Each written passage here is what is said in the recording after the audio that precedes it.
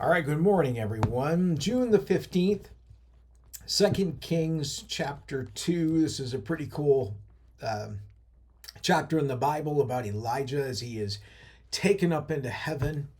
So let's jump in. When the Lord was about to take Elijah up to heaven in a whirlwind, Elijah and Elisha were traveling from Gilgal. And Elijah said to Elisha, "Stay here, for the Lord has told me to go to Bethel." But Elisha replied, "As surely as the Lord lives and you yourself live, I will never leave you." So they went down together to Bethel. And the group of prophets from Bethel came to Elisha and asked him, "Did you know that the Lord is going to take your master away from you today?" "Of course I know," Elisha answered, "but be quiet about it." Then Elijah said to Elisha, "Stay here, for the Lord has told me to go to Jericho."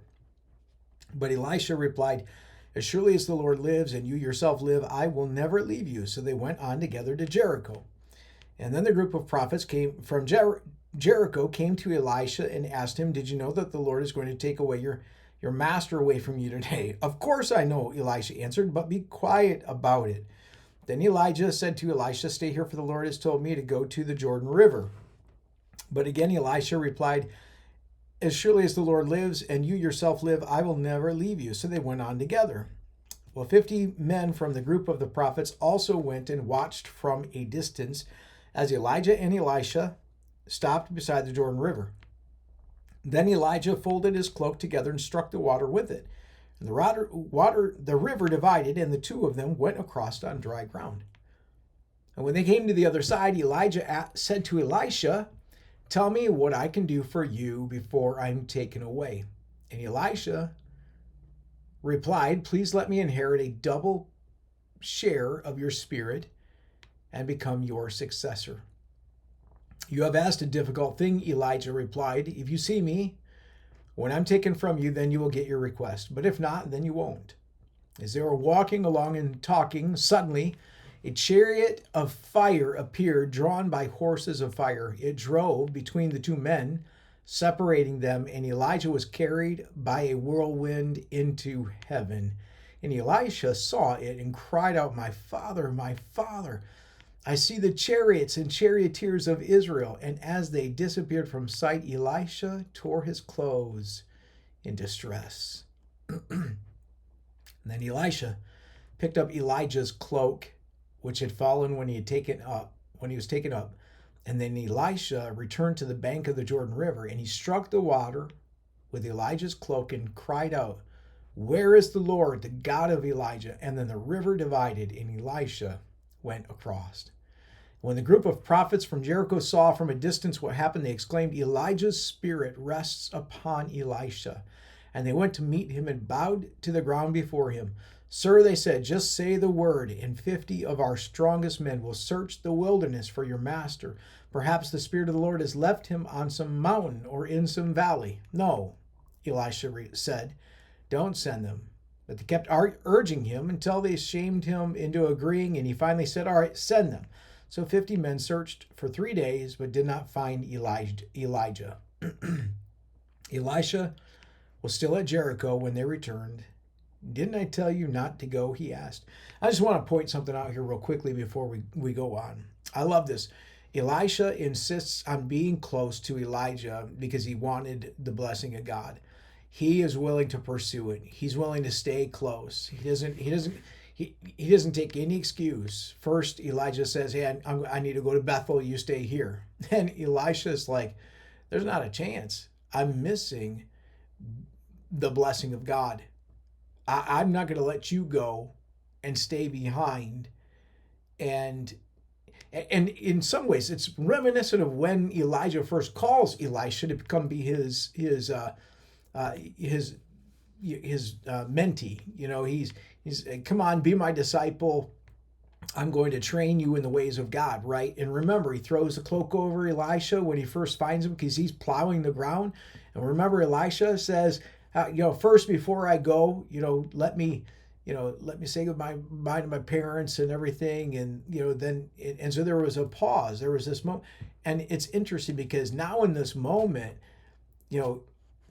Elijah's like, "Well, you want to stay here? You want to wait? Or you want to come with me?"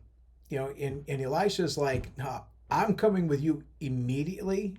I'm not doing anything. I'm not going to stick around back here, you know, hang out with my friends. I want to be where the Spirit of God falls." And so he goes after Elijah and he follows him, finally, eventually to the Jordan River. And that's when, Elijah is taken away and the Spirit of God, ends up really resting on Elisha now as he becomes, kind of the prophet in residence, if you will, in the territory. So it's pretty incredible. Chase after God. Don't make any excuses. Don't make any excuses. Don't hang back. Go after God. Pursue Him, because if you will, you'll find Him. I believe that. God honors those people who chase after Him in faith. 2 Kings 2:19. One day the leaders of the town of Jericho visited Elisha. "We have a problem, my lord," they told him. "This town is located in pleasant surroundings, as you can see, but the water is bad and the land is unproductive." And Elisha said, "Well, bring me a new bowl with salt in it." So they brought it to him, and then he went out to the spring that supplied the town with water, and he threw the salt into it. And he said, "This is what the Lord says, I have purified this water. It will no longer cause death or infertility." And the water has remained pure ever since, just as Elisha said. And then Elisha left Jericho and went up to Bethel.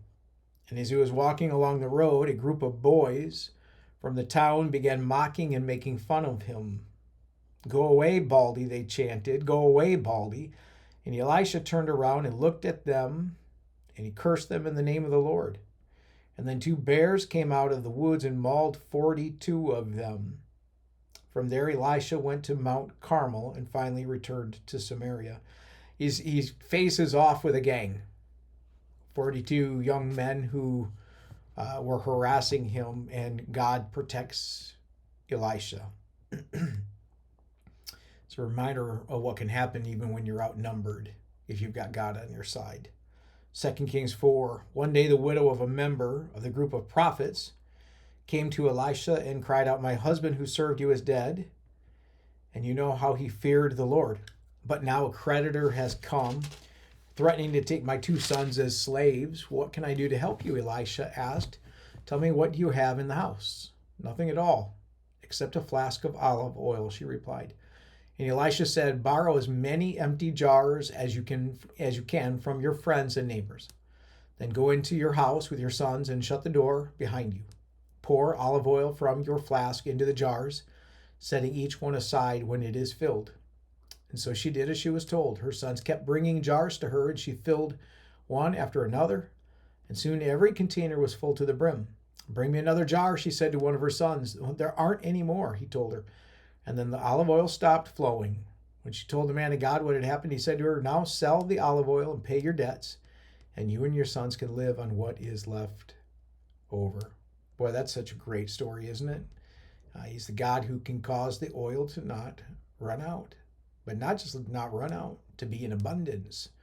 So that she was able to sell all of those things and make enough money to clear her debt and to live in peace with her sons. God's able to prosper us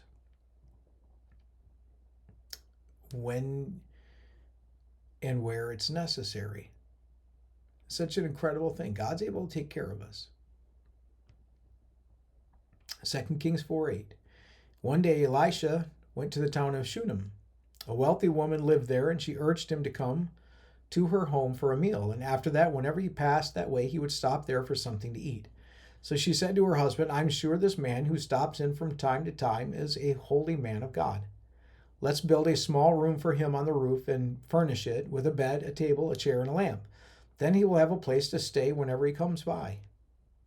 Godly hospitality. One day Elisha returned to Shunem, and he went up to this upper room to rest. And he said to his servant Gehazi, "Tell the woman from Shunem I want to speak to her." And when she appeared, Elisha said to Gehazi, "Tell her we appreciate the kind concern you have shown us. What can we do for you? What can we put in a good word for you to the king or to the commander of the army?" No, she replied, my family takes good care of me. Later, Elisha asked Gehazi, what can we do for her? And Gehazi replied, she doesn't have a son, and her husband is an old man. Call her back again, Elisha told him. And when the woman returned, Elisha said to her as she stood in the doorway, next year at this time, you will be holding a son in your arms. No, my Lord, she cried. Oh, man of God, don't deceive me and get my hopes up like that. But sure enough, the woman soon became pregnant. And at that time, the following year, she had a son, just as Elisha had said. Well, one day when her child was older, he went out to help his father, who was working with the harvesters, and suddenly he cried out, my head hurts. My head hurts. And his father said to one of the servants, carry him home to his mother. So the servant took him home, and his mother held him on her lap. But around noontime, he died. She carried him up and laid him on the bed of the man of God, and then shut the door and left him there. She sent a message to her husband, send one of the servants and the donkey so that I can hurry to the man of God and come right back. Why go today, he asked. It is neither a new moon festival nor a Sabbath. But she said, it'll be all right.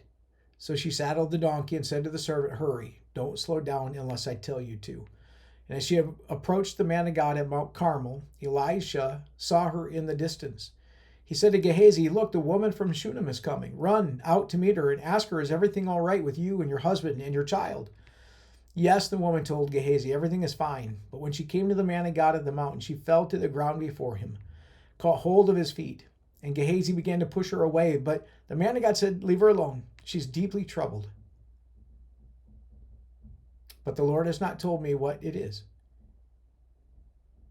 And then she said, did I ask you for a son, my Lord? And didn't I say, don't deceive me and get my hopes up? And then Elisha said to Gehazi, get ready to travel. Take my staff and go. Don't talk to anyone along the way. Go quickly and lay the staff on the child's face. But the boy's mother said, as surely as the Lord lives and you yourself live, I won't go home unless you go with me. So Elisha returned with her. Gehazi hurried on ahead and laid the staff on the child's face, but nothing happened.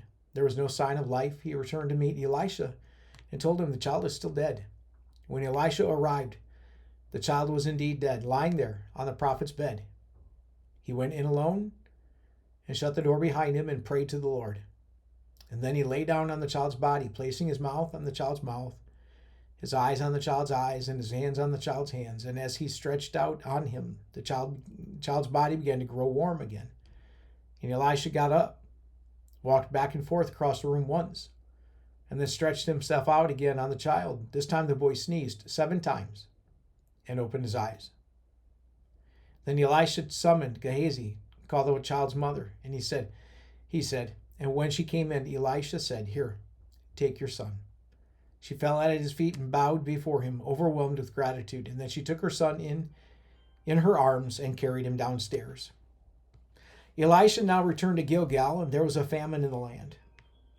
One day, as the group of prophets were seated before him, he said to his servant, put a large pot on the fire and make some stew for the rest of the group. One of the young men went out into the field to gather herbs and came back with a pocket full of wild gourds. He shredded them and put them into the pot without realizing they were poisonous. Some of the stew was served to the men, but after they had eaten a bite or two, they cried out, man of God, there's poison in the stew, so they would not eat it.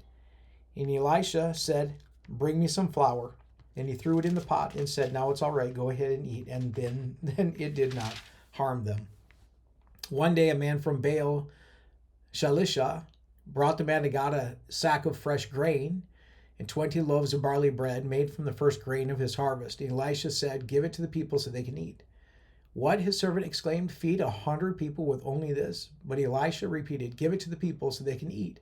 For this is what the Lord says, everyone will eat, and there will even be some left over. And when they gave it to the people, there was plenty for all and some left over, just as the Lord had promised. That's pretty cool, because that's a precursor to the miracle that Jesus performs in feeding the 5,000 and feeding the 4,000. Jesus performs a number of times this miracle where he's able to feed people with just a few fish and loaves of bread. And that's why the Israelite people would be able to, piece together this puzzle of who Jesus is, because he had come in the power what they see in the power of and the spirit of Elisha, and performed miracles, which showed them that Jesus was truly of God, and so pretty powerful moment here. Again, just a reminder of the power of God as we trust in Him. He is the God who is able to do miracles, and we see that as He works through Elisha. All right. Well, God bless you. Looking forward to being back with you tomorrow. Hope you have a really great day.